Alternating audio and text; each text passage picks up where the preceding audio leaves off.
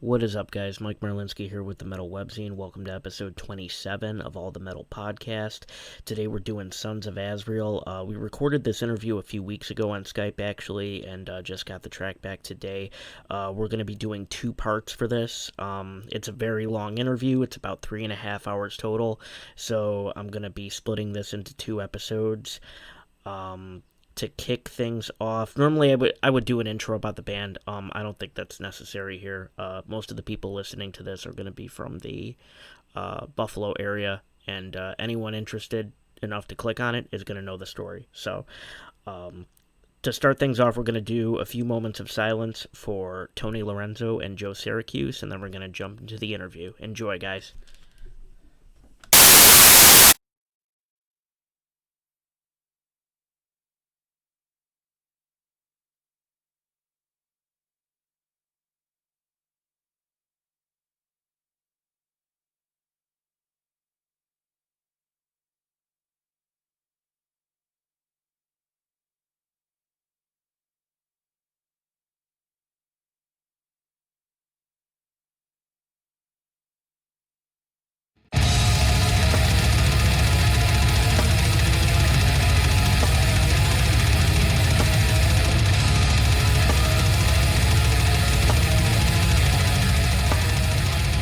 My name is Greg DiPasquale, and I play guitar in Sons of Azrael from 2006 to 2008 and in 2011.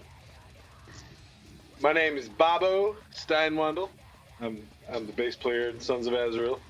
I was in the band probably in 2003 before it was official, till I never left.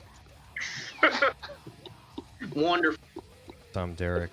I was a drummer from the band's inception. Well, shit, man. Well, after Bobby, actually. Bobby, you were in the band.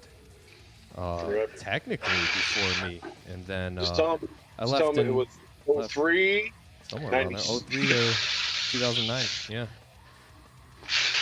And again in 11. 11 again, counts. Yeah, it does count, Quit like actually. It's 7 for a times. good And then cause. we tried everybody and everybody else's trash. So. There's a few times I stepped away for a second, and I was like, yeah, that was dumb. I'm going to come back. Does anybody have anything they want to say before we jump into the questions? Anyone? I'd like to thank everyone Thanks that to- we've ever interacted with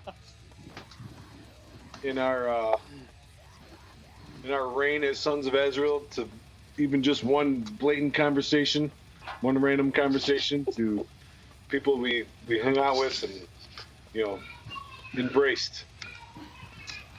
Yeah, anyone who's listening, thanks for remembering. If you had any questions you contributed, thanks for having interest enough to do so. And it's appreciated by all of us, I'm sure.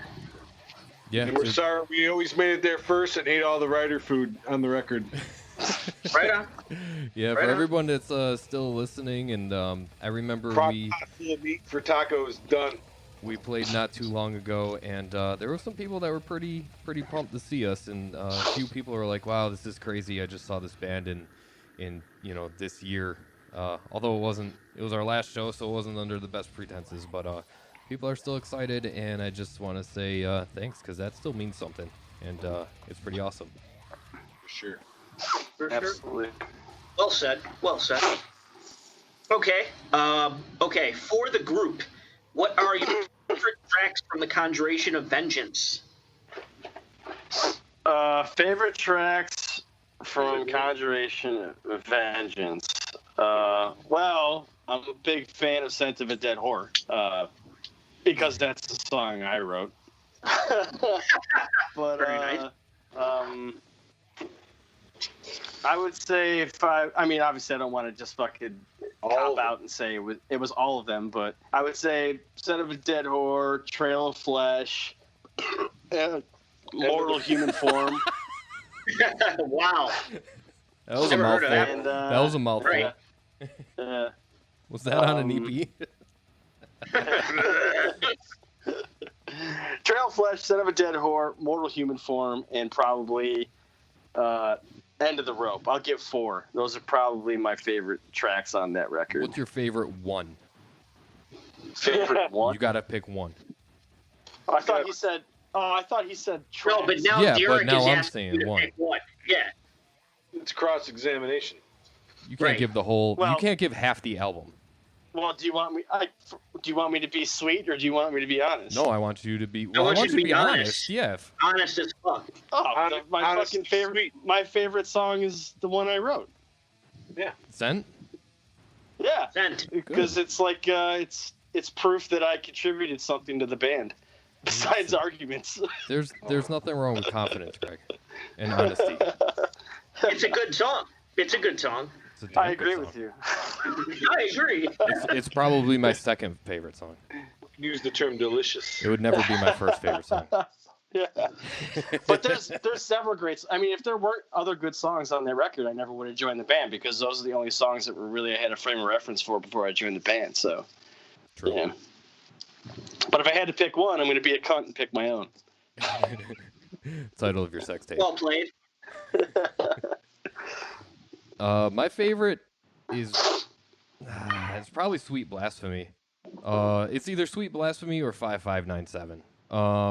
That's not to say that I don't like all of the songs on that album. But those are probably the ones I would just have to pick. Mainly because of how, I guess, iconic, if that's the right word to use, 5597 is. And then Sweet Blasphemy, just because I feel like there's a huge part in that song that's a drum beat and a style that we didn't do in any other song. So I think it was really versatile and it was really cool. So The I really power liked metal that. beat. Yeah.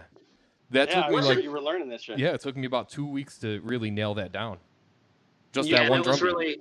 You put I know what you ankle mean, weights and that on was and really everything. cool. That started like the practicing like at the part before the transition, like forever. Right. Oh yeah. Yeah. Real. It's That was like written in your. tight all the time. That was written in your mom's house. Yeah, it Yeah. was. Remember when I was an asshole and I said I was going to do that drum beat with one foot? Yeah. Yeah, but I mean, I don't think anyone took that seriously because it's not possible. I tried. Well, you guys weren't there. I tried. I was like, oh no, I can't do this shit. That's crazy. It's gonna fall off. Real quick, wasn't there a random like cover video on YouTube? It might have been Chinese kids covering 555. Singapore. Yeah. Singapore. Yeah. Out of nowhere, Okay. like Dude, that was awesome. 5-6 years maybe after it was maybe it you're was dissolved. Thailand. No, that's the thing though. It's misrepresentative the posting date of that video. It was posted in 2012, but if you read the information on the video, it was filmed in I think September of 2007, which means they Right when the album probably- came out, yeah. Which I think means they probably We're heard a heavily demo influenced by on us. MySpace and did a cover version of the demo because our Metal Blade or our Ironclad deal was not a worldwide deal, so I don't know if they would have even They might have been had the able album. to get yeah, the record that fast after it came out. So they might have heard like the demo of 5.5 on MySpace or something, because Sure. that was on the MySpace page for a couple of years at that point. So they might have heard the demo and covered that shit. So that's kind of even cooler, you That know? was crazy. I remember I woke up at like 10 in the morning and I already had a text message from you and you're like, dude, you need to check this out right now. I said, what could he possibly have sent me this early in the morning that I need? Because back then, 10 o'clock in the morning was early. I was like, what? And then I read everything, figured out what I was watching. I was like, oh, dude, this is crazy. That's It was awesome. cool. Yeah, It was really it's cool. pretty wild. Very wild. I wonder Mine what would those have kids to are be doing now. Angel Dust and End of the Rope for sure, because I remember Angel Dust was just one of the best songs like I feel we ever written. You do love Angel Dust. You Yeah. wanted to bring that one Derek- back. Yeah. We used to practice at Derek's mom's house, and the room was legit like 9x7.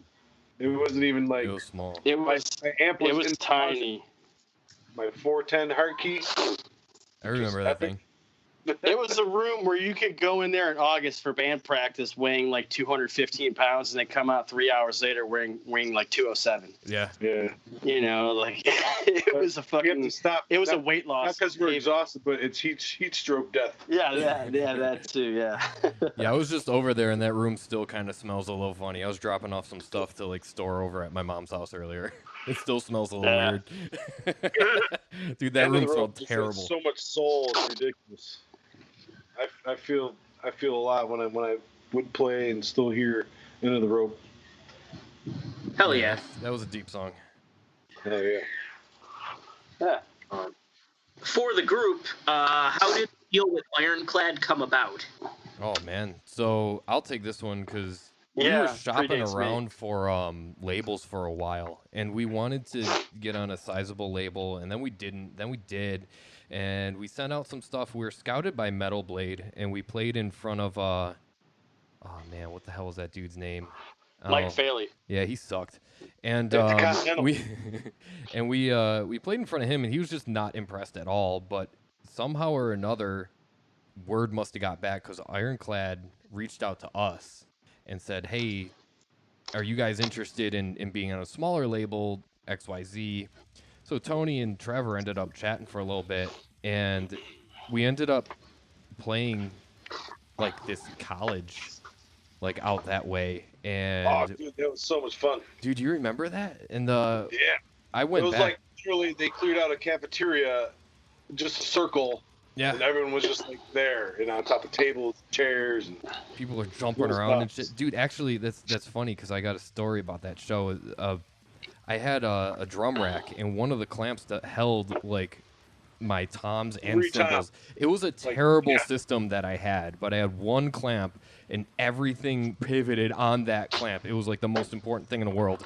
It broke like 15 minutes before we had to get on stage and play, so I had to run on foot, literally run like half a mile to this music store and spent $30 on a clamp and then ran all the way back to play. So I sprinted for, I don't know, close to about a mile in as fast as I could, and then That's we crazy. played.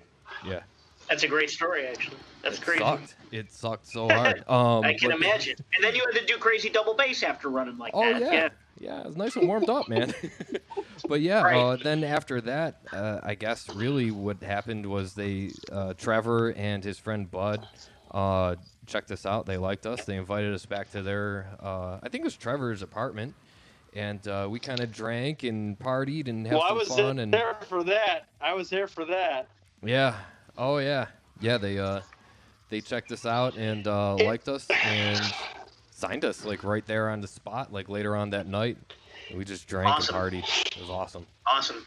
No, You know, no, it's they funny. weren't- It's it's possible that Faley, because obviously Unearthed was on Metal Blade. It's Yep. Metal possible Blade, yep. Faley gave him the 411 saying, "Hey, you might like this band for your label." Like, I I think don't that's like what them, but you might like them. Yeah. Yeah, I think Yeah. that's what happened. Yeah. Right on. Alrighty. I also remember that morning he had coffee, and I really needed coffee because drinking all night. We just heard that we got signed, which was like one of the best moments in my life. And just like I still remember everyone's faces when we were all looking at each other. Well, anyway, the next morning he's like, "You got any coffee?" He's like, "I got to drive in the morning." And he's like, "Yeah." He's like, "Stronger than normal." I'm like, "Okay, whatever." I'm like, "Oh, whatever." He's like, Was there booze I in this remember coffee? that weekend. I remember that weekend because it was my first weekend of shows with the band, and I remember when we went back to Trevor's house and he offered us the deal, we went out into the van, and I remember I felt like I was happy, but I kind of felt shitty because I was like, "Oh man, I just got here. Like I don't Right. I don't know if like I kind of felt. I like remember that deserved it, transition had just happened when you guys got signed. Yeah. Yeah, "Okay, Greg, you were chosen, man." Chosen. it was Chosen weird. man. It was We weird to chose have. you. I remember, man. It was weird for me and epic. timing. It was very bizarre for me and timing to be on the same page at that point. What, Yeah. what did Tony call us? The natural disasters? I mean, he wasn't wrong if he said that. Well, anyway, back to that. Uh, Yeah, I had like this industrial strength coffee, and I'm driving the van, and I'm just like yelling at these people, and I end up pulling the van over. I'm like, okay, I can't drive anymore because I am literally pissed off for no fucking reason because I was like flying on like top Crazy shelf coffee. caffeine. Yeah, like from like Europe and stuff, unregulated. Awesome. that was also that I learned that at the van at that point, whenever you stopped, whenever we stopped, we had to put a bucket underneath the van so the oil would drip out because it was such a leak that the catch can it would trip, and then that was the Canadian tour. I had to kind of earn my stripes because I was the newbie at that point. I had to crawl under the van and get the fucking catch pan out and dump the oil back into the the engine. I would not be a mechanic till this day if I was not in this band. I remember changing like thermos. Remember when the van kept overheating, Derek, on the bridge? Dude, when we were trying to find all the other bands? Beneath the Massacre, I think it was. I think when we were playing with them. Oh my God. I remember it kept overheating. I had to literally figure out how to like. It's just not. Being a young kid has no idea. It's like, we need this. I'm like, oh, it's only $6. Let's do this. Yeah. No problem. Yeah. All right. We love you, Brian Warner, if you're listening. Oh, that's what I was saying. Fun fact. Who's shaking dice right now? Who's doing that? Oh, that's my bad. Sorry, Stop I got ice cubes. Yeah, I Knock it keep off. hearing this weird crackle. Yeah. He's rolling 20s. He's rolling 20s. We good to move on? Yeah. What were we talking about? Moving on. Okay. Individuals now. For Derek, what was your favorite SOA song to play on the drums? Ooh. Oh, shit.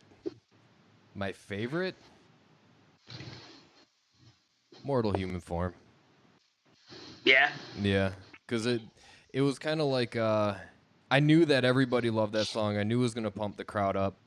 We had played it so many times that I could do it with my eyes closed, blindfolded, with like one arm, and it was one of the songs that for whatever reason we all just gelled so completely with it that we can even throw a little improv in there and we wouldn't get lost or anything. So it was fun. It wasn't that hard, and it had probably the biggest impact on the crowd. So it was probably my favorite. Yeah. Yeah, that was the big throwdown song every show for people exploded. Sorry for taking the good one first, guys. They're all good. Right. For Bobo, since you were in Sons from beginning to end, what was the final song of the final show with the final lineup? And I don't mean the memorial show in 2017. It's always death. No, it wasn't death. Well, we did have a show with the final lineup in 2011. Do you mean like before like the initial breakup? He means with Alex, the initial breakup of the band. Yeah. He means with Alex and Carl. That was December 2009. I remember I was at that show. It was with Phobia at Broadway Joe's. The Benefit, right? No, this would have been in December 2009. I wasn't in the band, but I was there. I don't know. Suddenly Sodomy?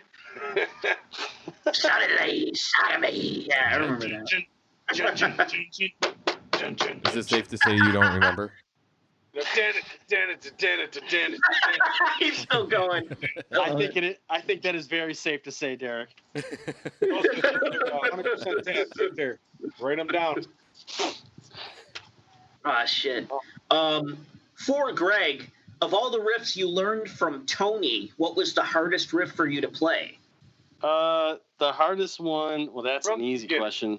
The hardest one was the verse riff of Angel Dust because it was a song that just seemingly got faster. Like if you listen to the demo, it was still pretty quick, but then it's even faster on the album. And then live, it was even faster. Sorry about that. So that's fine. That was good because it's good to have the energy, but like it's always better to go too fast than not fast enough. But that riff in the verse was pretty tricky, and it was easy to get lost on because it was so heavily dependent on the cleanliness of the triplet picking and like the kind of the thrash stutter picking, that if you like bit note, like you were gone, it was over, so that was the hardest riff to play, for sure. The verse riff of Angel Dust. Yeah. Right on. Greg's got that good internet. Yeah. For the group, some other bands you met on the road with Sons of Azrael that people should check out, provided that these bands still have some music available on some platform. Like not big bands, or like kind of like Just bands you met on the road. Well, Beneath the Massacre Played with is still doing stuff. Beneath the Massacre, I think, just put out a record, actually. Yeah, I think you're right. Fuck, I don't think... Well, I'm sure most people listening to this know who Vital Remains are. Tony Lazzaro's going through some hard times right now. I guess he's got, like, he's got some tumor on his brain or something like that. Yeah, I saw a GoFundMe or something, yeah. He had like a growth on his brain, and they were able to, cut it out. But then he ended up with some other issues, and he's having a hard time right now. So, I knew. Yeah. Vital Remains, Beneath the Massacre. Unmerciful. We did Unmerciful. Oh yeah, definitely Unmerciful. Love those guys. Those guys were probably. It's a crime that you had to wait that long to say them, boys. You didn't fucking say it first either. I didn't take the question. Anyway, we would have got there in time. Unmerciful is responsible for maybe the wildest night in band history. Yeah. Maybe. Probably. But those guys are great guys. I think those are the only bands that are still around. Pyrexia is still around, I guess, but... Yeah, they just played Rochester in March, yeah. Yeah. What's in the box? You want to tell that Unmerciful story? That's a good story. Well, I guess everyone's probably going to have a different memory of it because it's amazing that we have any memory of it. I remember being super broke. I'm trying to figure out how all these motherfuckers are buying alcohol and everything when I spent all my money. Buying it. We weren't buying it. We were buying it. So, yeah, what happened was... At the end of the night, they're like, get one. I'm like, what the fuck? I didn't know. We had done the tour with Unmerciful when we were out with Vital Remains, and it was only like a week, and a week really isn't like a lot of time, especially if it's just a quick run, to really kind of establish like, super tight bonds with bands. You get to know them a little bit, but you don't really have a lot of time, but obviously drummers, they have their own like individual networks. So Derrick was kind of tight with James King, and so they kept in touch after the Vital tour. And I remember we were in St. Louis, not anywhere near San Jose. And we were in St. Louis, and something happened that night where we got to the gig, and it was in like this fucking blown out, just nuclear, just devastated war zone of St. Louis, where I think Joe actually ended up meeting someone who fucking had a nail through his foot. Some homeless guy was walking around with a nail through his foot. He's like, but we shouldn't even play. And what happened was there was an issue where we got a wind early that there was going to be an issue with the money on the gig, and they weren't going to be able to pay all the bands, so all the bands weren't going to play. And so I think only a couple of the bands... Shit, my bad. I think only a couple of the bands ended up playing. And Derrick, we weren't too far away from, Kansas at that point. And Derrick had talked to James King. I badgered James King. Yeah, badgered James King. Badgered him. He was like, hey, man, can we come hang out? And so I told him we were coming to hang out. And can you fucking let us stay at your house and shit? And I don't even think he told his girlfriend at the time. She came. I remember she came in. And she was like, "Yeah, fuck." And then they were like, I think at to the dismay of his girlfriend and now wife, I think he kind of let us crash there for a couple days. But we ended up, we ended up hanging out with the band, and they took care of us. They fed us. They fucking threw a party for us, and like we ended up. Like, it was like a comedy of errors, because at that time, James King was working at a restaurant. He was like a line cook or whatever. Like, there's that good internet again. So what had happened was we ended up trying to go to, like, because I think a couple of those guys were either dating or whatever. They were with strippers. And we ended up trying to coordinate everyone to meet up at one strip club. And then, because James King was with us. and he rode with us, and we went to the wrong strip club, and then we got a hold of the other guys, and they're like, "No, you're at the wrong strip club." and then we went to the other strip club, and the other guys had already left at that point. Dude, so we went I was to two so strip hammered. clubs. Like I remember though. We went We went to two strip clubs, and then we didn't end up going into either of them. And then we got to the second one, and kitty. we got to the second one, and we got a phone call from saying, "Hey, we're at Spanky's. We're hanging out." It's a great name And for a King bar. was like, "Yeah." King was like, "That was great because fucking we could probably eat and drink for free all night there or whatever, or if not for free, then for the littlest amount of money possible." I didn't spend a dime. I didn't either. Nope. But I'll never forget. Miss Stripper Kansas was there that night. Is that true? That is true. There was a bunch of all the strippers that we were supposed to hang out with at one of the strip clubs. Facts. Were all hanging out at Spanky's with us, and one of them, I guess, won Miss Stripper Kansas 2006 or 7 or whatever year it was. That's insane. And we just got, I mean, holy shit! It was just hours and hours of binge drinking and eating. Yeah, and it was we just had like free hamburgers, free yeah, cheeseburgers, like nachos and shit, nachos. and like, and I'm not like a big fan of like bragging about drinking or whatever, but I do remember that night. I will brag about this because James King was getting wild and crazy, and he decided he wanted to try and. He kept trying to egg me on, saying, let's go top to bottom, dude." And I was like, "What the fuck is that?" He goes, "That's just basically we're pounding pints." And, so he's like, "Yeah, dude, I'm going to fucking outdrink you." And I outdrank him. Wrong. Big time. Wrong. Wrong. and at that time in my life, you were taking your life in your own hands if you're going to throw that. Little did he know that. We never, You're on tour, on the road. I asked you what it was. You said, "Oh, it's beer bong." I'm like, "What?" oh my God. Like, that thing is rad. You're like, "Watch this." Yeah. And I'm like, "Holy fucking shit, the beer is gone." Like, boom. Yeah. And then It was like an after injected that- beer into your stomach. Yeah. It was weird. I mean, it went through your After mouth, that- but. Yeah. After that, I was in bad shape, but King was in even worse shape. Oh, yeah. And then the night went on, and somehow, I don't know why or how, but we ended up at a fucking Walmart to pee, and that's when the night starts to really, really get spotty for me. All I know is that I ended up laying on the ground in the parking lot with no pants on. With Yeah. pictures. No, actually, I think that was after you sat on Ronald McDonald with no pants on. Oh, yeah. I was not. That might have been I it. was That's not- sound right. Hang on.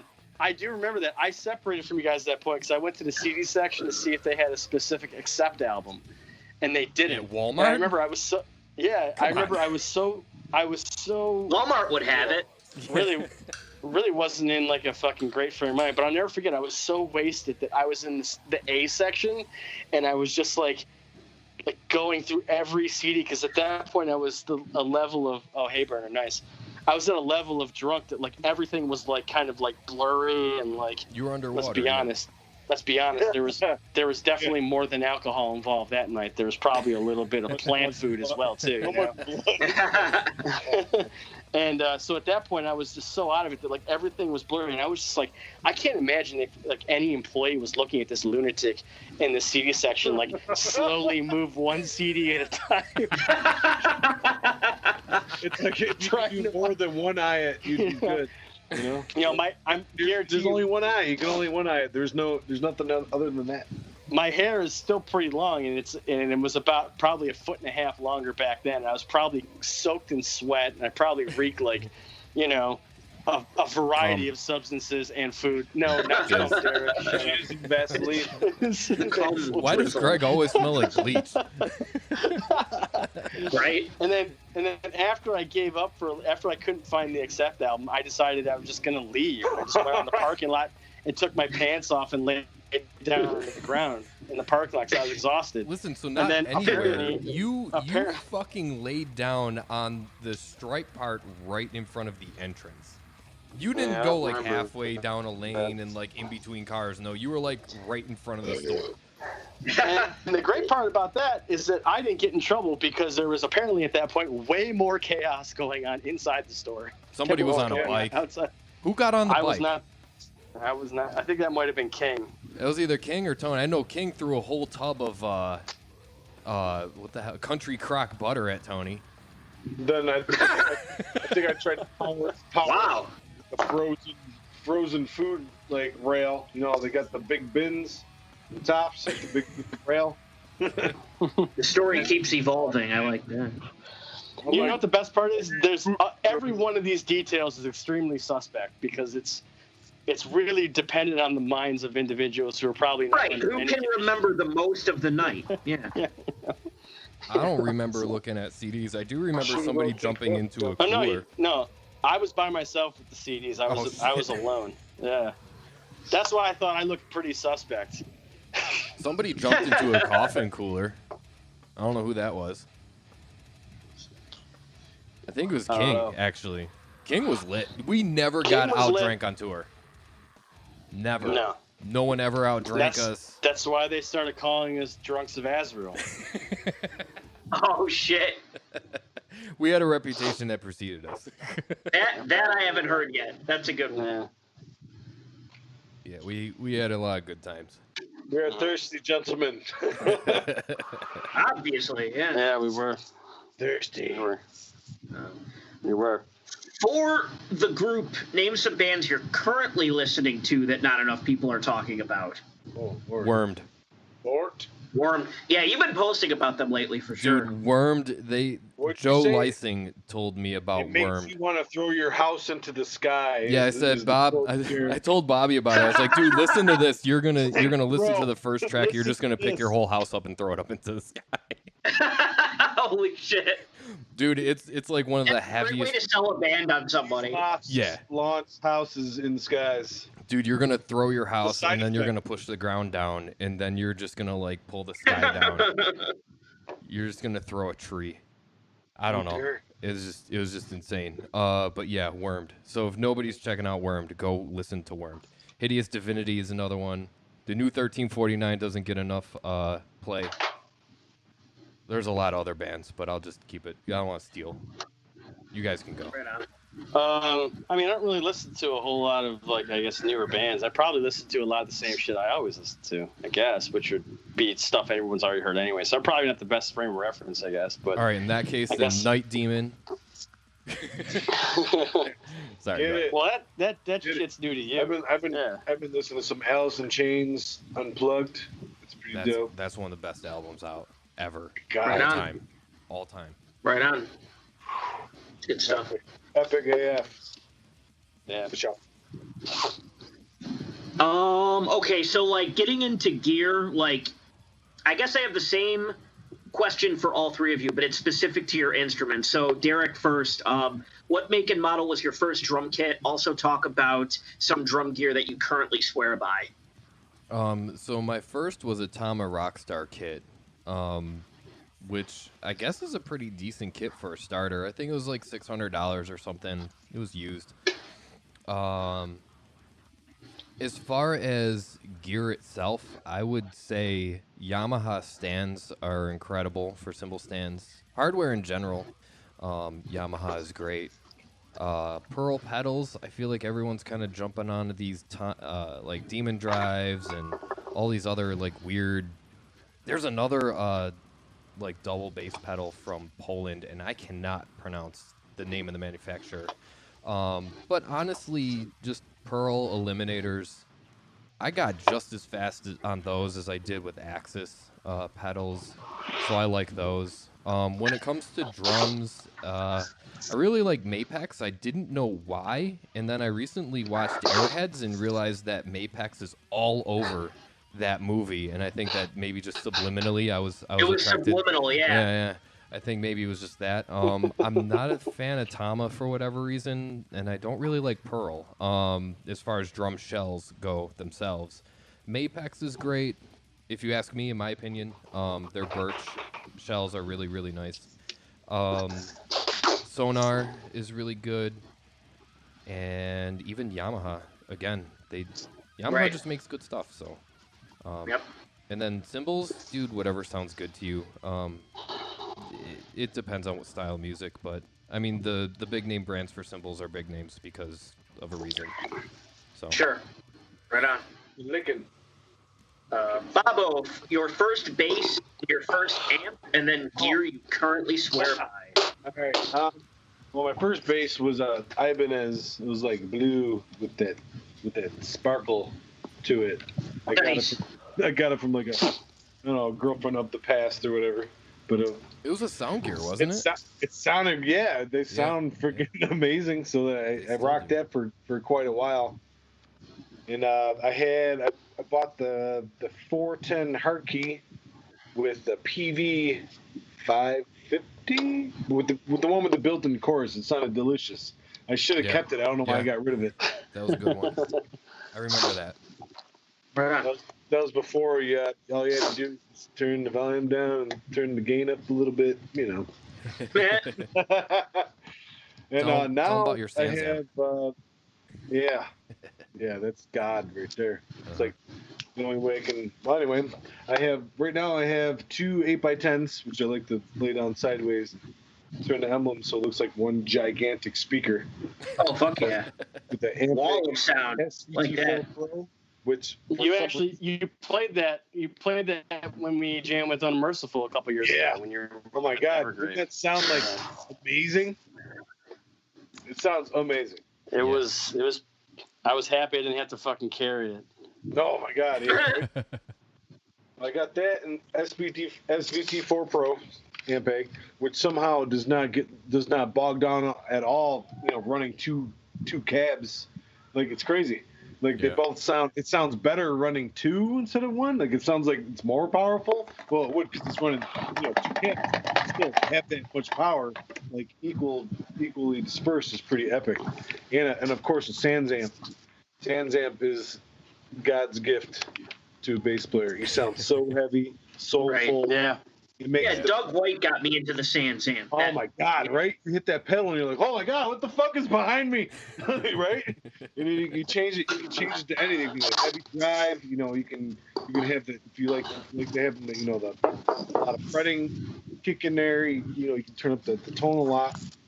But yeah, the only way I can describe that is like Venom. You got Eddie Brock and the symbiote together. There. Yes. That's a great comparison. Yeah. Valid. Oh my God. And bass is the Epiphone Thunderhawk, which is really heavy. I didn't think it was Thunderbird. Thunderbird. No, I have the Thunderhawk. The Thunderbird. Oh, you have Thunderhawk. Yeah. That's what the Which man is said, Greg. I think that's what they're called, but it's very top heavy. If I let it go, the headstock will literally slam on the ground and it'll dent the ground. I picked it up.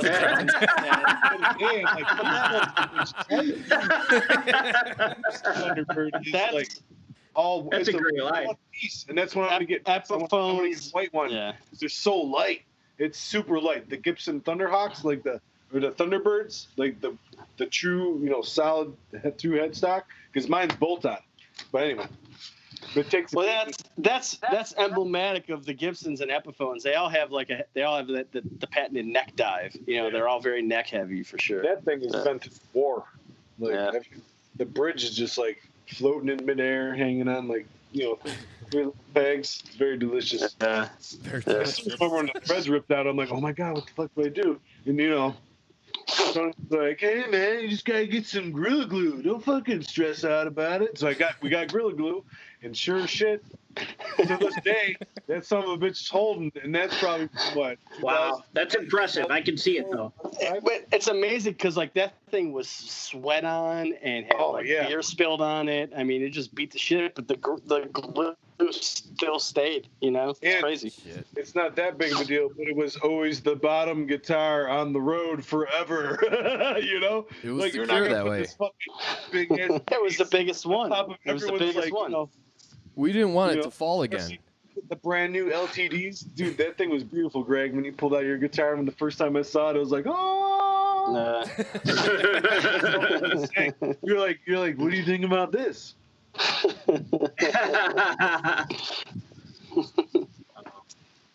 Greg, your first guitar, your first amp and gear you currently swear by. The first Picks. Sorry, thick guy. Cool picks. Cool picks. First guitar I ever had was like an Omni acoustic guitar that I got when I started playing because my parents wanted to make sure I was serious about wanting to learn how to play. So they gave me like a cheap acoustic, and they figured, well, if he's committed to learning how to play that, if he sticks with it, then eventually, we'll step it up to an electric. So it was an Omni acoustic guitar, and then eventually I inherited my cousin's old guitar from the 60s that he hadn't touched since the 60s. And that, I think it was like a Kingston, but it was like totally beat up. And then I guess my first amp would have been one of those clip-on amps that you put on your belt, like a mini Marshall. Oh, yes. Hell yeah. That was my first amp. And the gear that I have now has been, by and large, the same gear I've had for better part of the last 15 years. I still have the 5150 block letter head I got at the very beginning of Sons of Azrael for me. And I got a Marshall 412 that I've had since 2004. I got the ESP Greg DiPasquale signature model guitar. Yeah. I heard that one wasn't doing so well. Sponsored by sales. Blue Light. Yeah, Blue Light sponsor. They made one. It wasn't Blue Light, Bob. I don't fuck with light beer. Clearly, Oh yeah, no. But, Blue Labatt's. yeah, they only made one, and I own it. Canada. I'm like, ooh. And I've got a few guitars. I've got the ESP I use with Sons. I got a Gibson Flying V. I got a Gibson SG. I got a Jackson V. I got a Fender Strat. I got a bunch of shit. But for SOA, I basically just used the ESPs and 5150 and the Marshall. Yeah. And where do you keep all those? It's kind of spread out through a couple places. Some of that shit's still in the Stepafile practice room. Some of it's in my basement. Some of it's in my bedroom. The correct answer to that is right next to my gun cabinet. That's well played. Oh yeah, for sure. For the group, talk about your best full day experience on the road with SOA, but you might have covered that when you talked about Unmerciful. Oh shit. No. They're probably better one. That wouldn't be my best one. Probably Silent Day. I don't know. My answer is kind of not. I don't want to use the word romantic, but it's kind of sentimental. I don't know if I want to address this question now. Maybe save it for the end. I don't know. He asked it, so you're gonna. Fuck it, I'll go with it now. All right, so yeah, I'll go with my favorite 24-hour period. Sons of Azrael was the day prior to and day of the New England Metal and Hardcore Fest in 2000. Knew you were gonna go with that one. Which was pretty early in my tenure. I think at that point I had only been in the band for maybe 6 months, and I remember there was obviously a lot of excitement. We had signed the deal. We had no record out yet. The record was recorded, but it wasn't supposed to come out for a few more months. So we really didn't have a whole lot of material to kind of pitch at the gig, and we didn't really have much merch either, but we did have some shit, and it was a really, really cool opportunity because the label we had signed to, as Derek and Bobby had addressed, was Ironclad Records, which was owned by Trevor from Unearth and distributed through Metal Blade. So because of that affiliation, Metal Blade was celebrating, I think, their 25th anniversary at that year's Metal Fest. Which I gotta get a hold of. I'd be like, are we just floating around in the cloud? Can I have my shit back? Have my shit back, man? Is that cool? So the day that we played was strictly devoted to bands either on Metal Blade or bands that were on labels that were affiliated with Metal Blade. Yeah. Oh, and finding out. I was like, oh, he used to babysit me all the time. Yeah. So okay, we were excited, and we got up there a couple days early. I think we got up there maybe the night before a day and a half Orange Monsters. before we got a day and a half before we were supposed to play. So I remember we had like a big talk, and like we were like, all right, we're gonna fucking bear down this weekend. We're not gonna fucking go nuts. We're gonna take this shit and we're gonna be ready, and we're gonna kill on Saturday, whatever fucking day. I think Saturday that we played. I can't remember. So either. we got there. Yeah, I think we got there late Thursday night. We got our hotel room, and the next day, we went to dance just to kind of hang out. It was awesome. We saw some great bands. I remember we hung out with the dudes from Skinless a little bit, and Skinless played, and they were fucking unbelievable. Skinless was like amazing that day. Yeah. They were like, they killed everyone. Skinless was so tough, and they were so heavy. And 3 Inches of Blood was awesome too. Those are the two that really come to mind. But and I remember after Skinless we were done, kind of. Well, that was. Sorry. Well, I'm getting to that.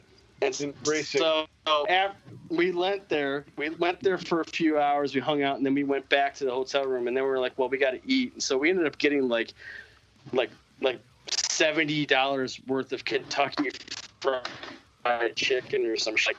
And then we fucking went to like a supermarket and a liquor store, and we just bought probably as much booze. And then we proceeded to throw that entire pep talk of us taking it seriously, not getting fucked up, right the fuck out the window.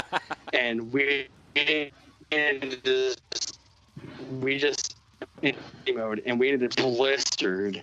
And I'll never forget, it was like 2:00 in the morning, and someone said, well, what fuck, we should probably go to bed. I'll never forget, as soon as there was, in our hotel room, there was a door between our room and whoever was in the room next to us. And I don't remember what happened or how they knew or whatever. And yeah, dude. As soon as we turned the lights off, we were laying in bed for like maybe 2 or 3 minutes. All of a sudden there was like a loud pounding. Yeah, there was a loud pounding, all right. Wait a minute. All right. There was a pounding on the door between the rooms, and we were like, well, who the fuck is this? And Joe opened the door, and then just in came the dudes from Beneath the Massacre. They just poured. And we had known those guys because I think a few months before that we had done, I think maybe we had done a couple weekends with them actually. So we had gotten to know them fairly well. And so at that point, they just came barreling into the room, and they had a few party favors as well. And so the party went on for like another hour after that. Yeah. So we didn't end up getting to bed that night until like probably 3:30, 4 o'clock in the morning, which was completely antithetical to what our initial plan was. And so we woke up the next day, and we were all just hungover with a capital H. And there's a picture of us that day outside of the outside of the Palladium, where you could Bobby clearly has a bottle of water in his hand, which is the only picture that exists of Bobby Steinwandel with a bottle of water. With a bottle of water, right? You can just tell by. We have another sighting. You can just tell by the looks on our faces that we are all not in great shape. That was the oil in. And we went out that day, and we played, and we fucking, to be fair, we had been, it's not like that we'd picked that weekend to start abusing ourselves. We'd all been abusing ourselves for quite some time. Veterans by that point. Yeah, we were party veterans by that point. But I remember we went out that day, and we played fucking really, really well, and we put on a great show, and then we kind of hung around the rest of the night. And this is actually probably my favorite memory of the band. That night was headlined by Cannibal Corpse, and we watched Cannibal Corpse. And I remember at that time, thinking, well, this is pretty fucking great. I remember looking at all of us. We were watching Cannibal Corpse. And I remember, obviously, it wasn't lost on me that here we are, 5 from Buffalo that are, on the up, and we're a band who's, basically from our hometown, and we're seeing, what it could be. Yeah. And a band that really means a lot to full-blown honeymoon. Yeah. And, we're looking at a band that means a lot to our city, and a lot to us as a band. And I remember watching us watch them and feel like this is like a fucking like this is a great moment. You know, it was just a great moment. I remember just like feeling like it was like a really big bonding moment to me because I had known those guys. I had known these guys before I was in the band, but obviously things change a little bit once you get in the band with them. And, you know, and once you become part of a unit, you kind of have to integrate yourself and like kind of like, you know, there's a feeling out period where you find out if you can even fit in the confines of a working environment within a band. And I remember at that moment feeling like, yeah, this is like, yeah, I'm a part of this, you know, and we're all here watching this band that means so much to our city. Right. Yeah. Sentimental band. Yep. Mm-hmm. Yeah. And it was just like, it was a really cool moment for me. It's probably my favorite moment of being in the band just because it was like, you know, the parallels. I'm not, obviously we were never ever as big as Cannibal Corpse, nor I'm not implying that at all. But, you know, if you're from Buffalo and you play heavy music, you know, especially if it's kind of more on the death metal side of things, I mean, that's the bar, obviously, you know. And I remember being appalled. I'm like, what do you mean our shirts have to be $15, $20, or $30 a pop? I'm like, what are you talking about? I'm like, why do we? Honestly, yeah. I don't even remember that shit because I just remember having such a great time. I mean, we got to hang out. You know, we're hanging out with Alex Webster. We're hanging out with Rob Barrett. We're hanging out with all these cool people, and like, you know, we have an in because like we have an in to talk to these guys because sponsored by Monsters. That's when I fell in love with the Orange Monsters for a while. Vitamins, so you know. Yeah, it was a really, really cool moment. It was my favorite 24-hour period in Sons of Azrael because it involved everything that I loved about being in the band, which is basically just getting, you know, just being totally crazy and insane and also fucking ripping up a crowd and just tearing up a stage, and then also like getting to enjoy like the heroes as well too. So it really had everything in it for me, for sure. Well done. That led to a good talk. Okay. Oh man, probably like the first probably drive to first show we played on our first tour. I just remember. Oh, Chicago. Looking at all, that was one of the shows where like, oh yeah, we what do you mean you get to share gear and stuff? You know, that weird awkward thing that. Anyway, it's besides the point. Yeah, we to our first show. I was, you know, so proud of my band and you know how we got and everything. And every time we played was like, we are like the best band ever. Is how I feel every time we play. Just watching like first touring band see us, and like just seeing their faces as we play. And we're just like flying around. Our hair is going everywhere. It sound great in the mix. Oh man, it's just so epic. And that was the same day where I saw a PSP for the first time, and there was HD boobs on it. I'm like, this is a thing. Those are an amazing pair of boobs, and it's portable, and they play games. Well, wait, that doesn't matter with the first 24 hours, but ironically, that is part of it. You know, and just like, oh man, it felt so good to just tear it up in front of these people, and they had no one was fucking expecting us. No one ever fucking expects us, and it just feels beautiful. Like, oh my god, I'm so honored to just play every show. Let alone, you know, Matadem. Dude, Matadem shows. Dude, that literally never got old to me at all. Oh like going up on stage and just blowing people away every time. Oh, there you are. Like even I to this remember man, on that tour, Bobby. I'm like, just know, man, you are the best band on the stage, and everyone fucking knows it. Oh, They're yeah. watching you. It's going down. Like, Remember it is, Canada? you know? Oh my god. Remember Canada when we played before? I think it was Martyr. And, yeah, and they're like, we don't even want to go on.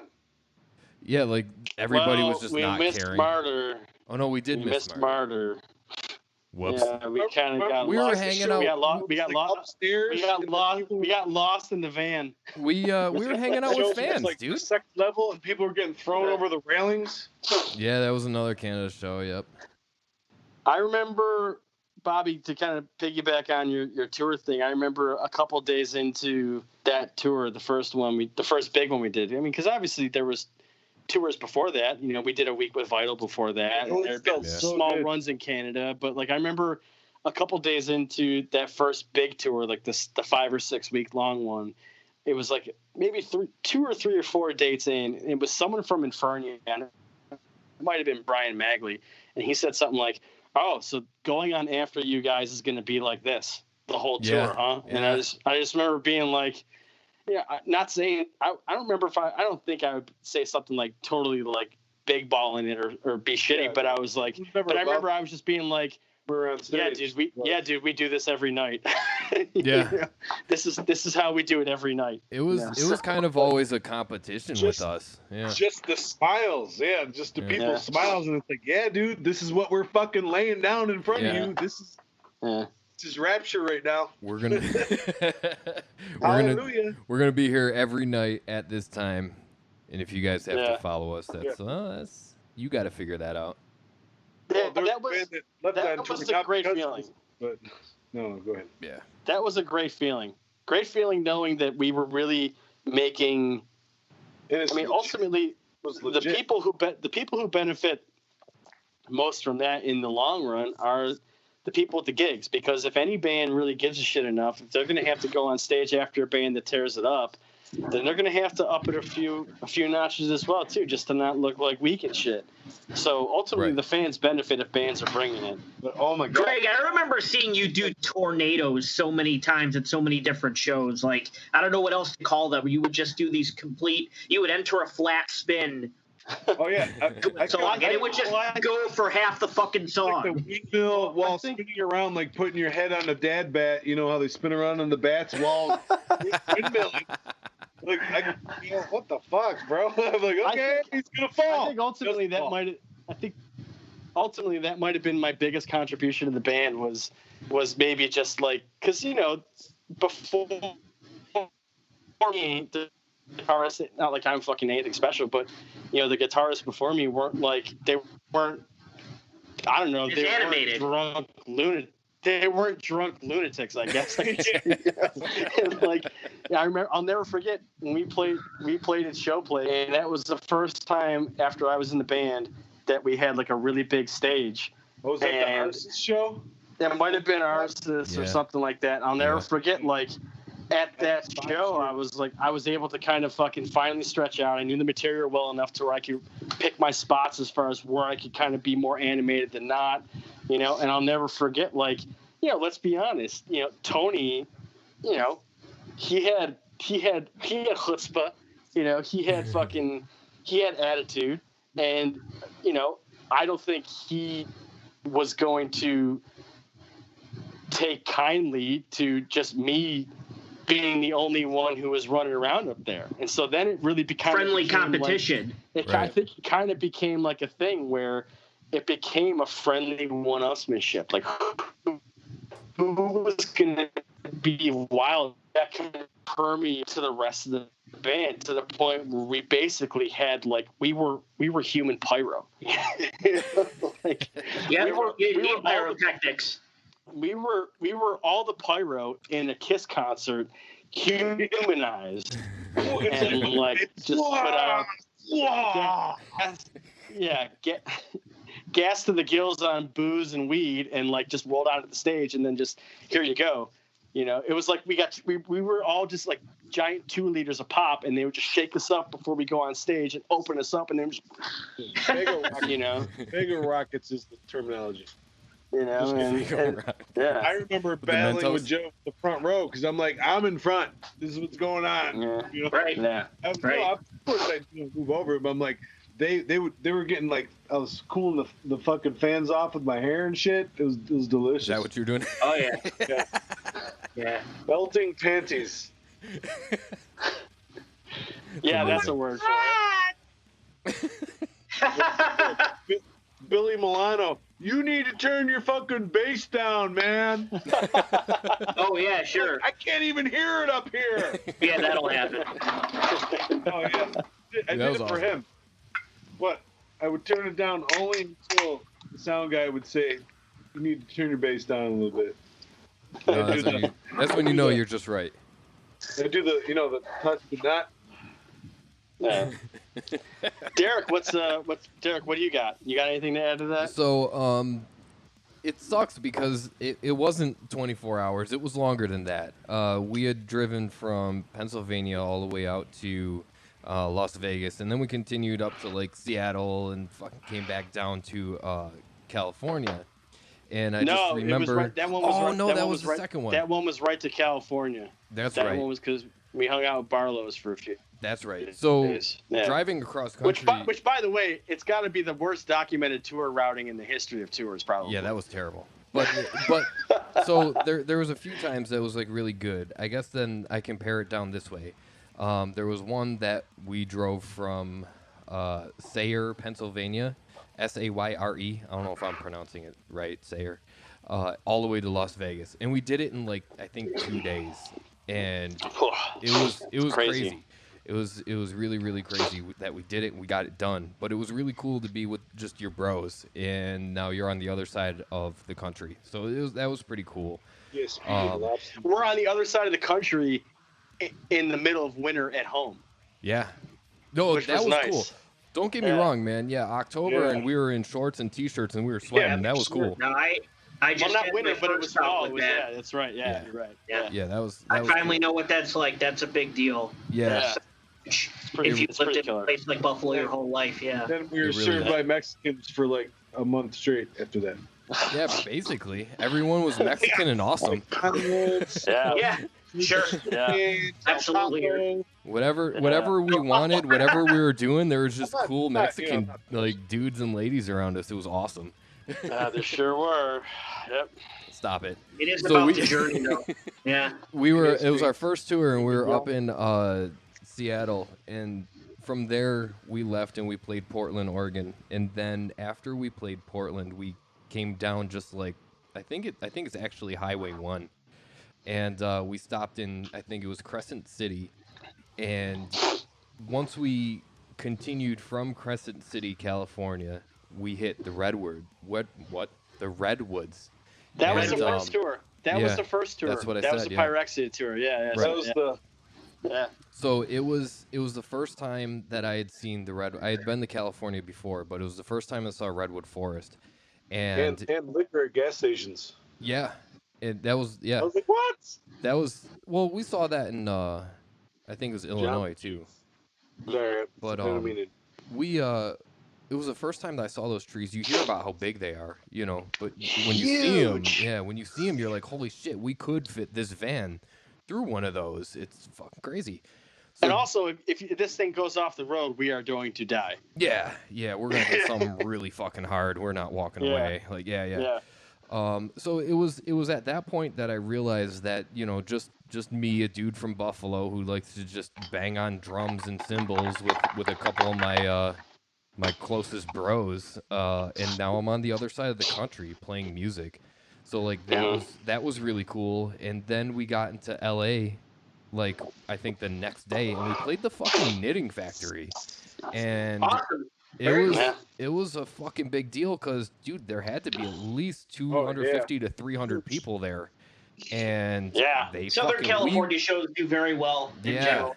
Dude, we went over super well. People loved us. A couple of my buddies came out. They drove a couple few hours to come check us out. We were hanging out, drinking and everything. And one of the bands that we were on tour with put us up for the night. We had a lot of fun just kind of exploring LA and just Malignancy was at that gig too. Was when I met. Mike Heller. Yeah, they weren't playing, but they were in town that night. I think they had a gig maybe the next day or the day before, and they were just in town. They came out to the gig to hang out, and that was cool. We actually, with Malignancy, that's another band that we met on tour that you guys should check out from earlier question. They're still kicking for sure. That was one of those huge fucking stages. Like Extreme Wheels had a huge fucking stage. Oh, sorry. No, Knitting Factory was way bigger than. Yeah. Knitting Factory was probably huge. Like wow. Next to the Fillmore in Philadelphia, I think that's probably the biggest stage we played was the Fillmore. Probably right. Yeah. That fucking thing was the 1,200 person capacity or something. It was like a real deal. It was up there, thing, dude. Yeah. It was up there. Yeah. We also played one of those venues in front of like their girlfriends. Yeah. Oh yeah. I mean, Tuesday night in Nebraska. I mean, what the fuck's gonna happen there? You got. A tornado. Yeah. Well, we found out. Yeah, we did actually. We found out tornado. A tornado. Yeah, that's right. Yeah, tornado, and three of its girlfriends came over, and No shit. That's right. yeah, Yeah. no, we almost got sucked up by a tornado. No Literally, bullshit. yeah. We played in a circle of tornadoes that night. Tornadoes just going around like the city limits. It was pretty crazy. Yeah, Like we were gonna leave, and then we were like, shut oh, the should we- band off, step out, Yeah. torrential downpour, get the guitars in, first. Mhm. at least. Yeah, it sucked. That was Fucking actually wild. that was one of the only times I was legitimately a little scared for my safety on tour. And like, Well, that was Playing in the middle of tornadoes, pretty yeah. dicey. That was Yeah. pretty dicey because it's not like you could leave. Right. Because if you leave, You you're walk putting into it, yourself right? at greater risk. But also, if you're staying in the one place, you're also like there was no wind. Right. Like if you leave, you're at high risk. If you stay in one spot, you're at high risk. So it's it's like, like- yeah. It sucked. Yeah, there was three tornadoes at one point right around that. Yeah. What was that called? I want to say Palladium. I think it was something with a P. I don't I'm not remember. gonna I don't remember. it was like an well. infinite horizon, like stormy weather. There's like, you can't. There's nowhere to go. That venue was fucking weird anyway because it was like 5 giant steps for an area for where the crowd was. It was like a tiered system. Like you stepped up like, I don't know, maybe 3 feet each time that there was like a level. Do you know what I'm saying? You remember in Nebraska? No, No. I don't. I'm gonna take your word Kinda for like it. a, though. it was set up like kind of like an amphitheater, but it was all weird how to get to the stage Yeah, and stuff. it was fucking Yeah. crazy. Like it was man. set up right for sound, but the way Yeah. to get to the stage was not, No, it was a weird fucking venue for good. sure. Like, oh my god, what is this? But yeah, I guess to recap, my favorite 24 hours was realizing that this music that I was creating with my bros could get me on the other side of the country, playing in Yep. front of people, and Yep. seeing More shit people that than you would here too. Yeah. exactly, Yeah. and seeing stuff that I didn't think I would ever really see, at least at that age. I was 22, 23 years old, Yeah, and it's a here little I more am. realistic now. You but weren't sure, even yeah. that old, dude. Yeah. You had just turned 21, man. That's right. And it was actually. like, Yeah. oh my Yeah. god, Sons of Azrael's playing Broadway Joes again. No. Yeah, it's a man. little bigger. Yeah, That was We were awesome. like- much bigger deal. Yeah. They got a lot of memories in that Oh, little. dude, I love it. In that little place. basement, Yeah. basement Mhm. room, right? There's a lot of stories that aren't fit You for party here just tonight. there's quite. Um, Do you remember time to lay some pipe, Colonel Click? Oh yeah. Well, that's on video. That's forever. That's YouTube. Yeah. Oh shit. Oh, there's Yeah. also. Oh, I wanted to say for those that are watching, we were talking about our stage performance. If you guys search Tony gets run over by the Bobby train or my Bobo God. train, you might have to watch it 4 or 5 times to really understand what's going on. But Bobby does a windmill while running sideways and plows into Tony. Tony falls off the stage, gets back on the stage, doesn't miss a note. Yeah. Oh my god, So- that Of was course the not. night that they were And he just wouldn't giving miss away a note tattoos. anyway. No. One of the guys in the bands did like tattoos, and everyone was getting tattoos. I'm like, I'm not Oh, getting yeah, tattooed no, that- by this dude right now. That was You're out of Georgia. your mind. That What was right that band? outside of Atlanta. Oh, I can't remember their name, dude. I don't know. Dude, it wasn't a good name either, so it's not. I don't know. It really wasn't. It was one of those, like my It wasn't my Blood last. Red Thing. No, Oh, that. that was us when we were I know. 14 years old. Hold on. Why are we holding on? Blood. No, I don't know. Oh, Blood Gauntlet was going to be a name. That thought was there the was- first thing I said. Blood Red Theory. Blood Gauntlet. Red Blood Theory. Yeah. Fate, I have think it that was demo. Close to Fate, one. Closer Fate. I remember seeing the flyer for that. Yeah. Tony had the Oh, flyer yeah. Yeah, for Closer Fate on his refrigerator. I'm glad that went away. It was like CF. Guitar Center. How long until somebody started calling us Comfort? Yeah, right. The CF as a logo. Our band name should have been. Just kidding. One word, no vowels. Comfort. Boiling Babies was taken. That was exciting. I've never heard that band. Are we ready to move forward? Oh, yeah. Shit, I don't Yeah, know. man. Okay, so this might be, I don't know. I'm sure you all have at least heard it. You're not. Yes. When we're 65, we're going to do a tour. What are your favorite tracks from Scouting the Boneyard? My favorite track was The Left Hand Path. And when we did technically the last ever show with like the full lineup, I remember, and I thought this was really, really cool because I don't really dig when people come into a band or they come out of a band or vice versa or whatever, and then they only play the stuff from the era that they were in the band. And I remember thinking it was really, really cool because I remember Derrick and I, because obviously we were in the band when the band called it quits. And I remember me and Derrick were really hell-bent on doing at least one song from Scouting to show that, that it was, that the band didn't start and end when we were in it. Obviously, it didn't start and end when I was in it. Clearly, I was only in the band for 2 years or whatever. But I just thought it was really, really cool and really legit of us to really push to do songs off both the records. And yeah, the Left Hand Path. Fair. That's good. The Left Hand Path ended up being the one those 2 years, there was a fucking I'm swearing again. There was a bitchin' album that we tested out. You can that's fucking true. swear, bro. Yeah. It's cool. Yeah, dude, it's the internet, man. But I thought it was really, really cool that because obviously at that point everyone knew the song but Derrick and I, really tried hard to fucking, to learn that song and get it tight. And I thought we played that song really, really well. And it's honestly, I think it's a great record. Had I known that that's what the record was going to be, I you never know, but there's a chance if I had a crystal ball that I wouldn't have left the band if I had known the record was going to sound like that. But I think that's I mean, it's a great record in general, but that song is, I think, among the best of Sons of Azrael's offerings. That's a fucking great song.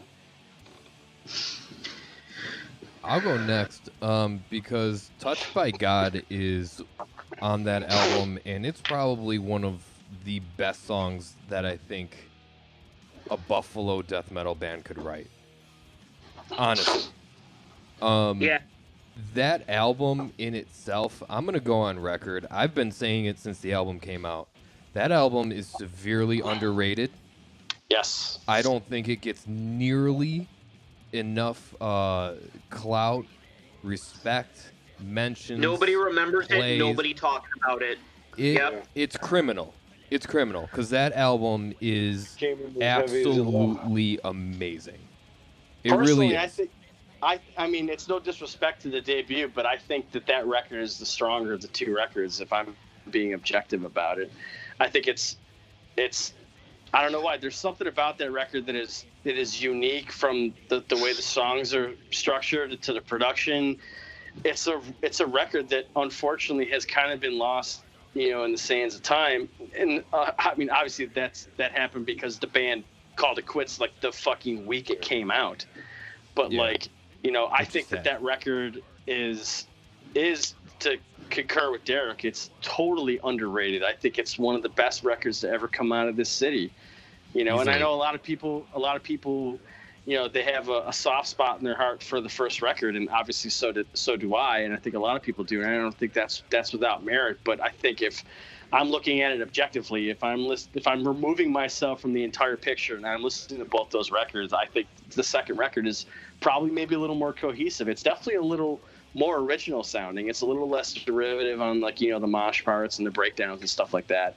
That were kind of prevalent on the first one. But obviously Tony was a lot older, on the second record. And a lot of the first record was stuff Tony wrote when he was like 16, 17, 18, 19, 20 years old.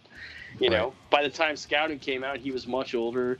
He had a lot more influences. He was able to kind of pinpoint them and assert them within his style, more effectively. And I think it came across in the songs as being just better, more interesting songs, in my opinion. You know, I know a lot that might not be, you know, the popular thing to say, but like I think that record it's a fucking awesome record.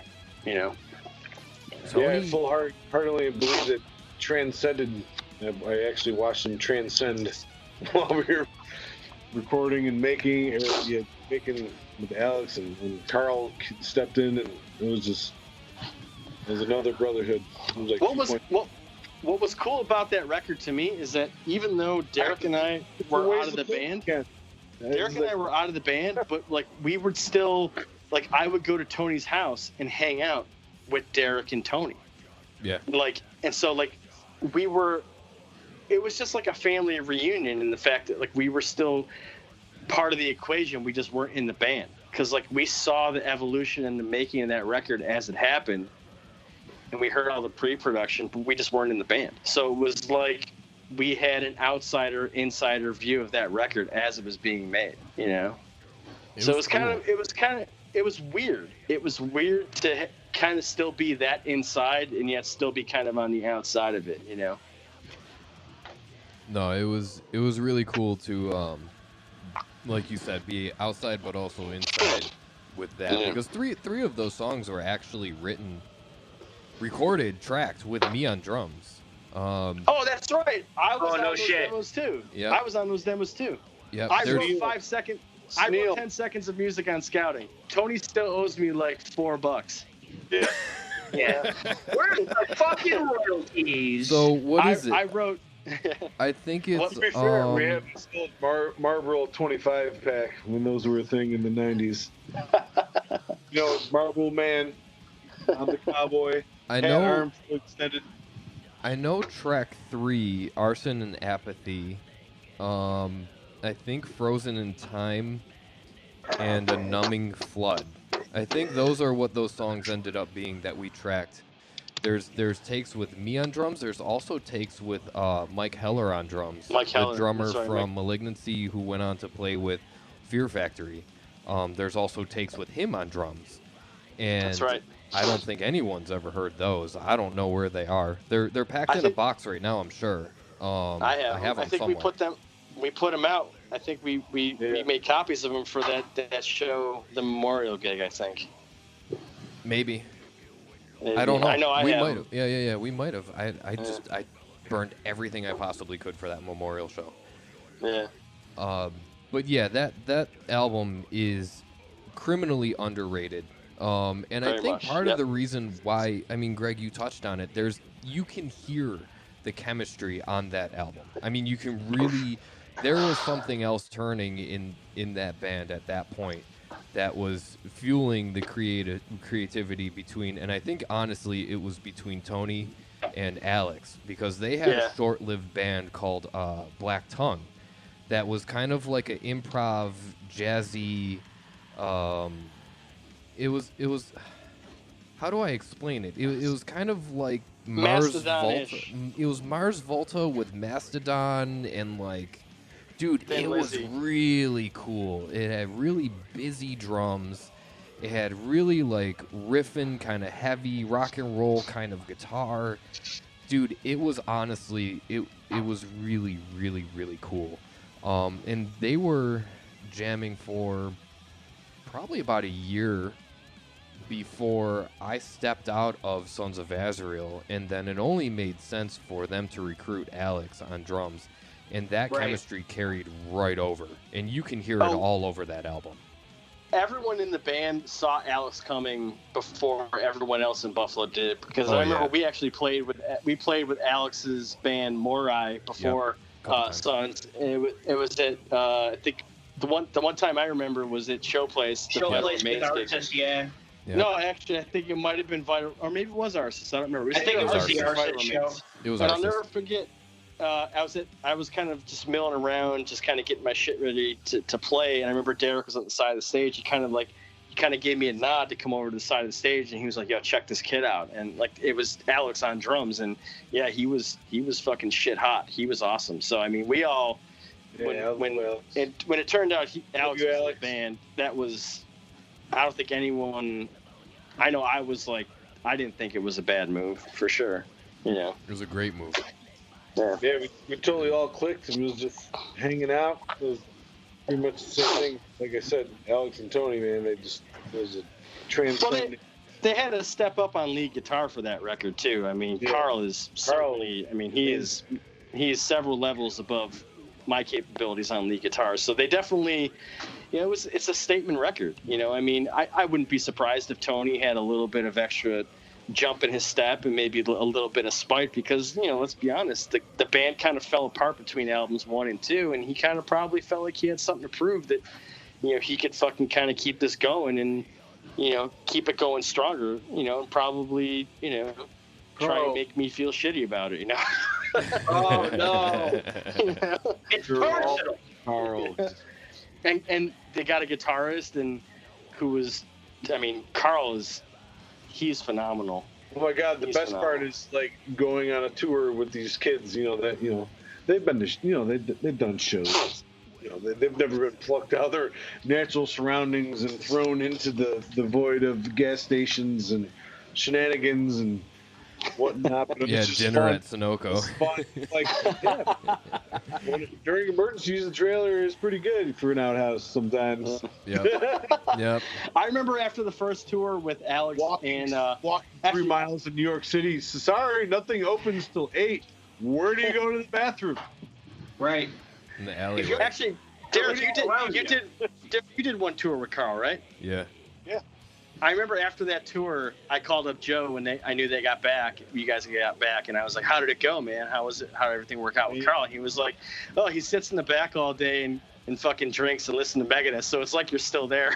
Yeah. No, dude, honestly, it was weird. It was crazy. That's what he fit. It was like a Lego, man. He just like fit right in, dude. The only thing that was different is that instead of pounding beers, he pounded power bars. That was the only thing different. Yeah, they're very delicious. Dude, he loved loading in and out. He was like, "Nah, dude, I'll get it." Like, "Nah, dude, I got it." He's jacked, dude. He's fucking Super energetic. It Yeah. was like Yeah. a new road thing. It was like power bar. You know, you got some stuff to sustain you throughout the road, and then there was like whatever the rider was, which by then I don't think there was a rider anymore. But Pizza. Every day we ate pizza. oh yeah, There was one time that we got spaghetti, and I thought we were all gonna have a fucking aneurysm because we were so excited. No, Carl's awesome. He's a great guitar player. I was just talking to him the other day actually, and I asked him. I said, as far as the creative process, man, what was it like? Because I wasn't there, you know. And he was like, dude, Alex and Tony were just, they would do all this shit. It was awesome. He was like, I would just write some harmonies, and then it would like send them off on this spiral again, and then we'd come back and rewrite more harmonies, and it would get better and better and better every time. He was like, it was awesome. So there was a lot of creativity going on in I think it was that room over on Main sounded like Street. tri-guitars with 2 guitars. Yeah. It was funny, actually, the way that Carl even came about possibly being in the band was I was at 2 or 3 o'clock in the morning on YouTube clicking through videos. This is back in like 2007, 2008. That was your life for years. Yeah. That and Google Earth, man. I couldn't stop. I was addicted to the weirdest shit on Google Earth and fucking YouTube. And I would go and I found this dude, and he was just shredding on guitar. I was like, holy shit, who is this guy? I found out he was from Niagara Falls. What the fuck is he doing from Niagara Falls? So I went, and being the nerd I am, went and separated the audio from the video, took the audio to the practice space, put it on my iPod, listened to it like 20 times, wrote drums to it because it didn't have any drums. And then I went and put it on YouTube that I was playing with it. He hit me up and he said, dude, aren't you in Sons of Azrael? I was like, yeah, man, this track's awesome. Tony got wind of it and he was like, what the hell is this? This dude's awesome. Greg steps down and he was like, yeah, I'm going to call that dude. I don't know any of this story. I just kind of showed up and, hung out and played. Dude, you were the massive rock, bro. amazing riffs. Well, not the actual rock. That's trademarked. But I mean, like, you were the boulder. Very nice. The balls of the band is the proper terminology. Yeah. Yeah. It was like I show up every day, and then my face would get melted, and then I'm like, oh wow, this sounds really good. This is some heavy stuff. I can get it. I'd like, wow, my neck's going a different way, but this stuff sounds pretty righteous. Feels good. Yeah, it was off, different timings, and it was I had to like play different. This is probably the most I've ever heard about scouting. Is this little conversation right here? It's just funny because two of the people on this weren't even in the band. Weren't even in the band. Yep. But that's what I'm saying. I feel like that's kind of cool that Derek and I weren't even in the band, but we were still around for that, And it was like, I don't know. I think from a personality standpoint, me leaving that band was the best thing that could have happened as far as me being friends with people in the band, And so I was able to have a better relationship with people in the band when I wasn't in it anymore. So that's why I was able to be around and watch all these fucking awesome songs, kind of take form and see all this awesome new music, come to light. And I was like, I wasn't bitter at all. I was so happy that the band had taken this seemingly ginormous leap and just doing this awesome new kind of combination. I mean, it was definitely, I think it's a death metal record, but like, it's got like, some D-beat stuff, some grind stuff, groove to it, serious groove, some black metal stuff. Like, it really is just like a perfect. The vocals melding. That one are super black metal.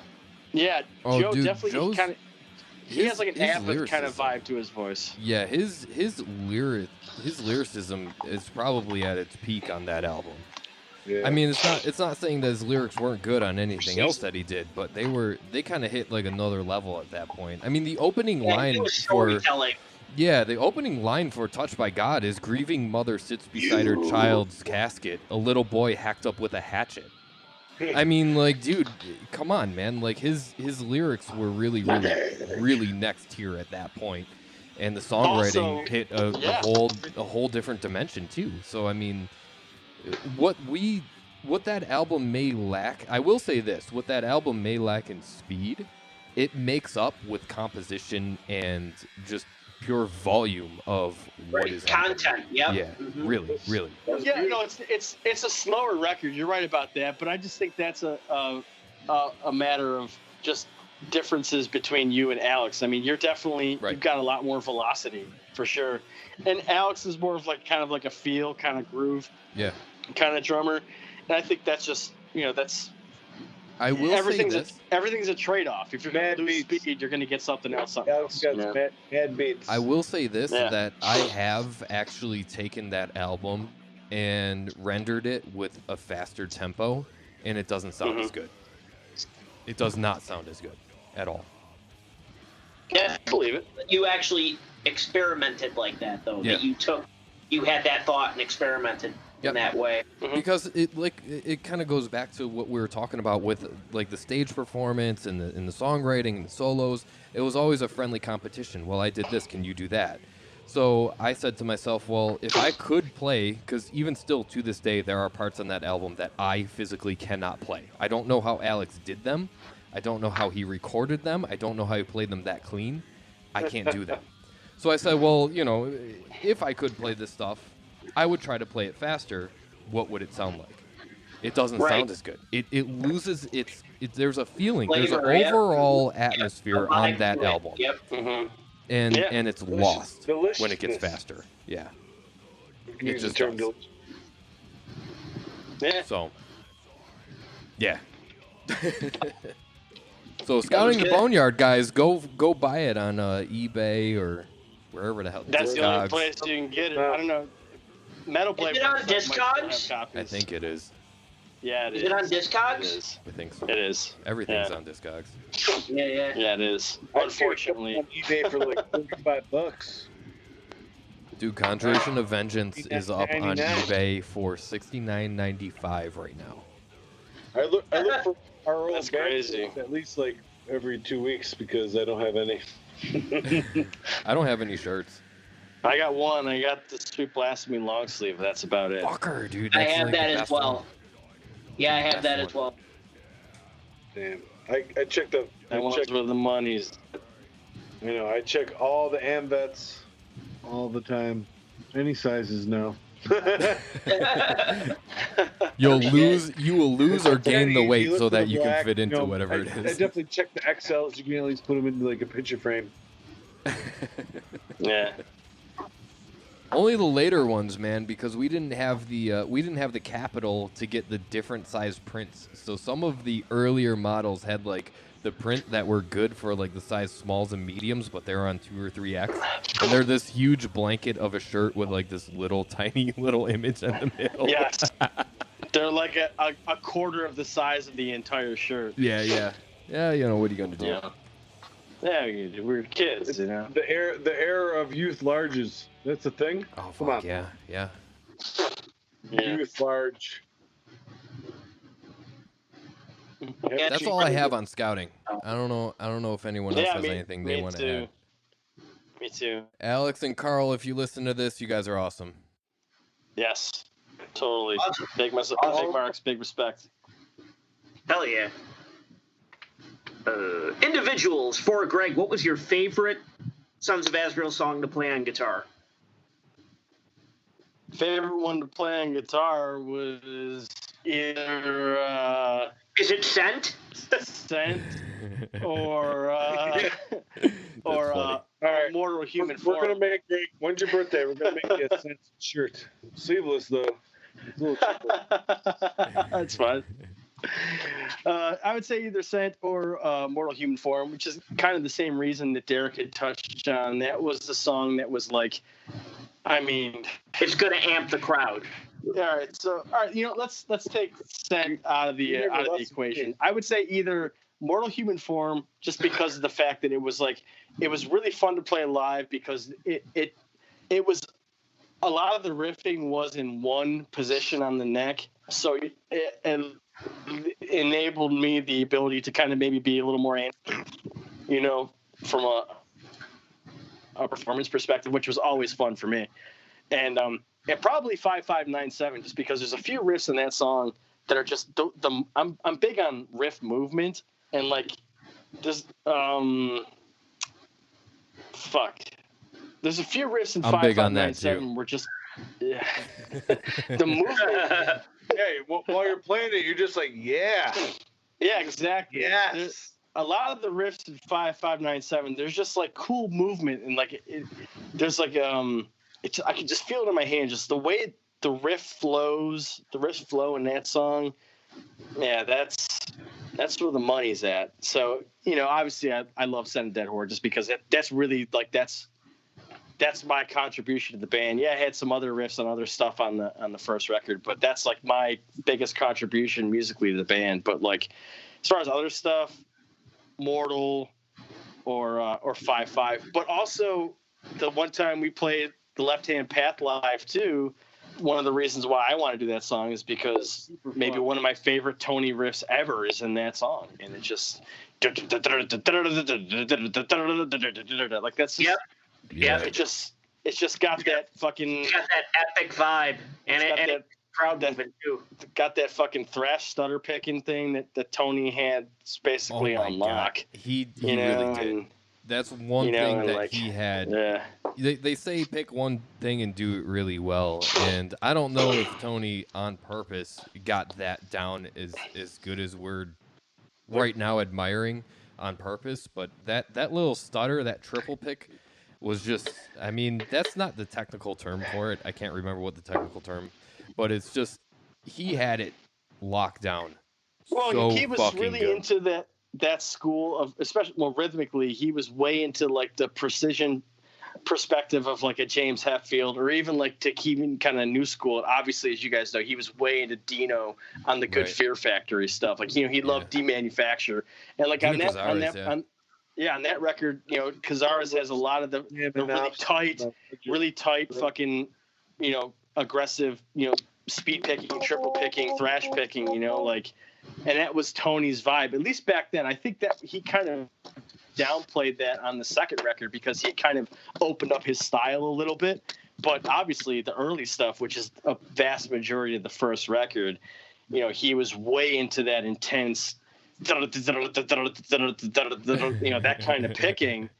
And, you know, I really hadn't done that kind of playing in a few years when I joined the band. And I remember it was a cool challenge to kind of get my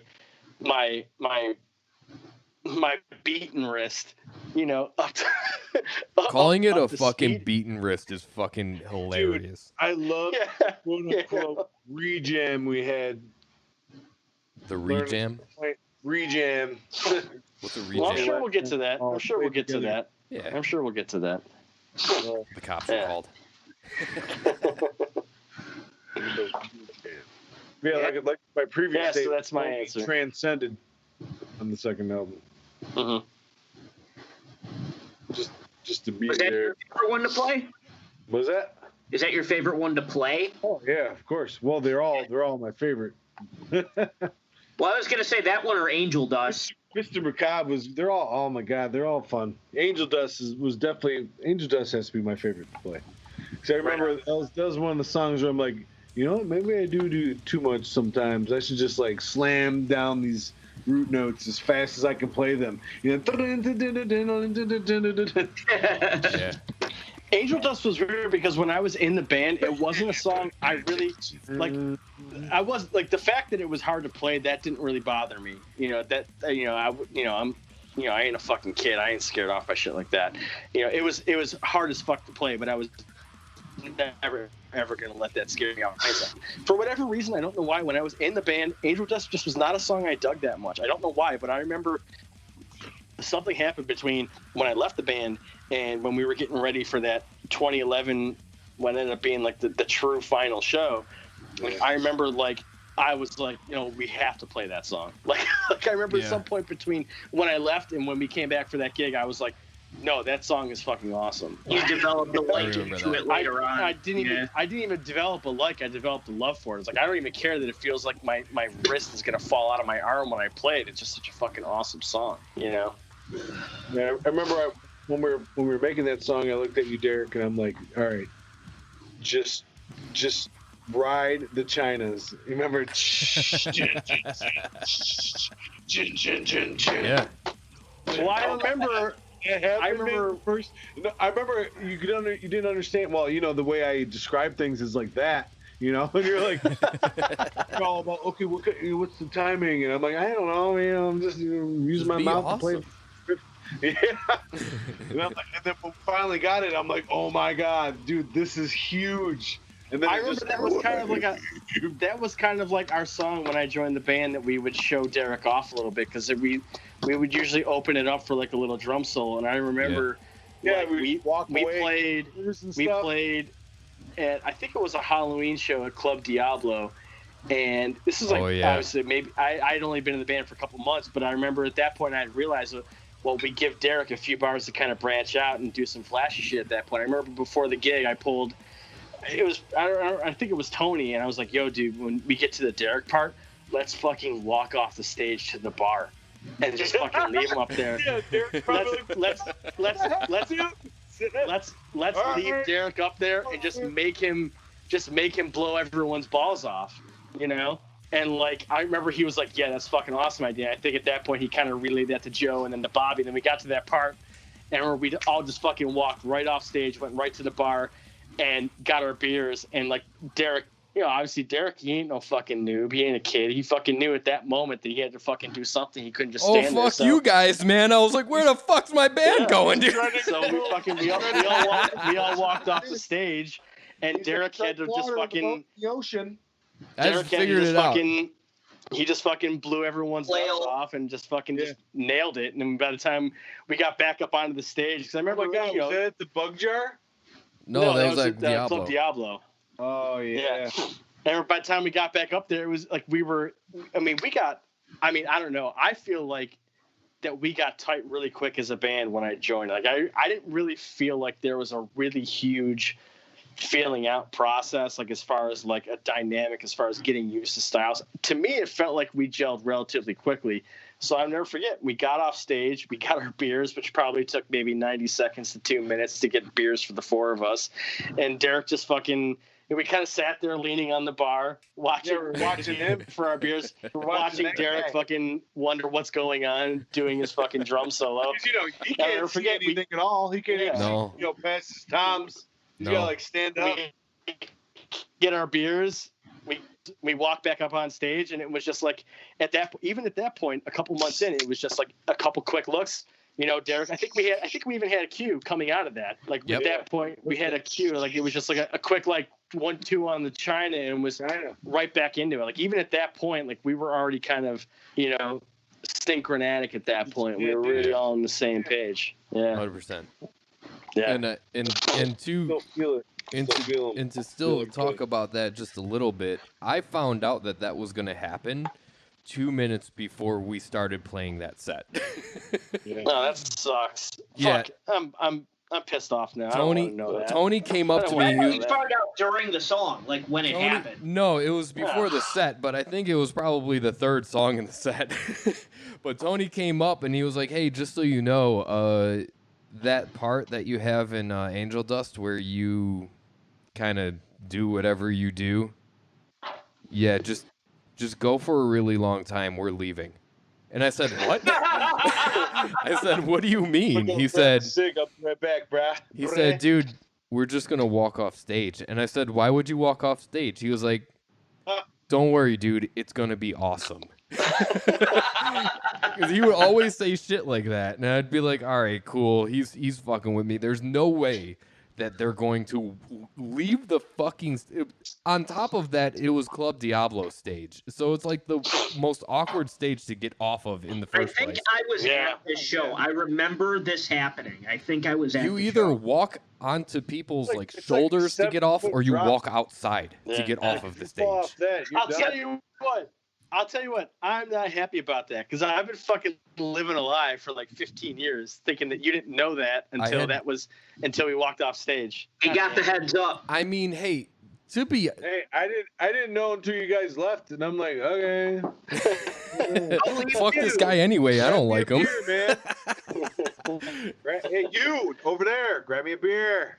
No, Tony told me Tony told me right before we got on stage, I was all set up, sound check was done, and he came over and just leaned over my ride cymbal, and he was like, "Hey, just so you know, hey, I just want to let you know that this huge fucking change to how we play the song is happening, in which you will be alone with your anxiety and your drum kit. And you're just going to figure it out because it's going to be cool. Bye." It worked out.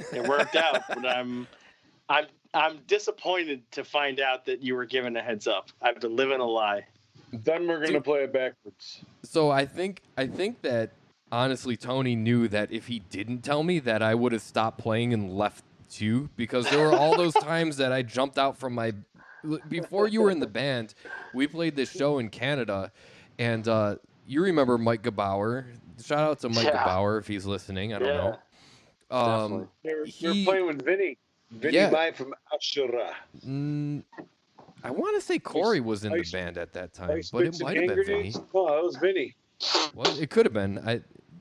I mean, geez, we're talking 15 plus years ago.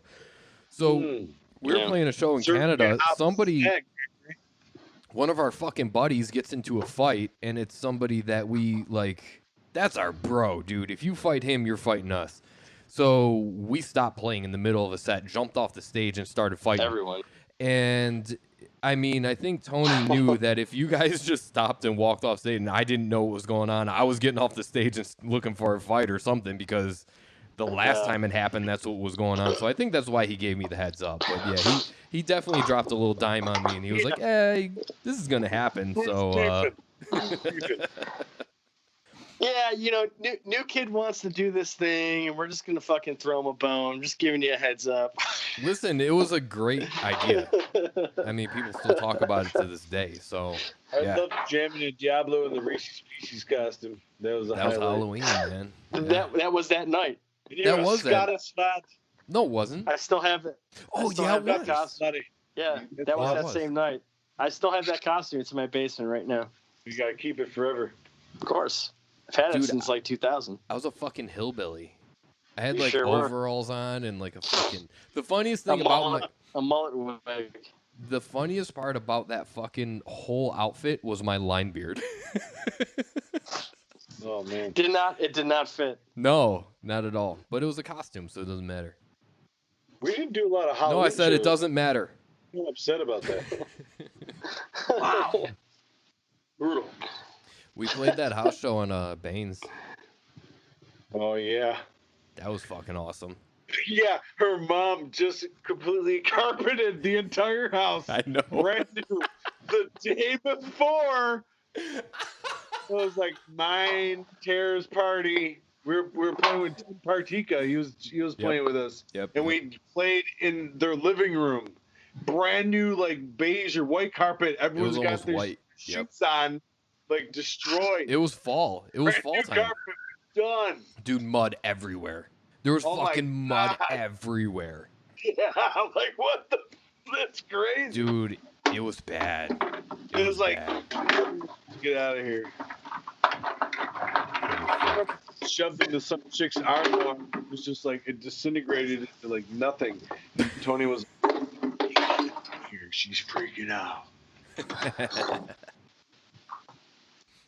Anyway, I don't know where that That's all I came got. from.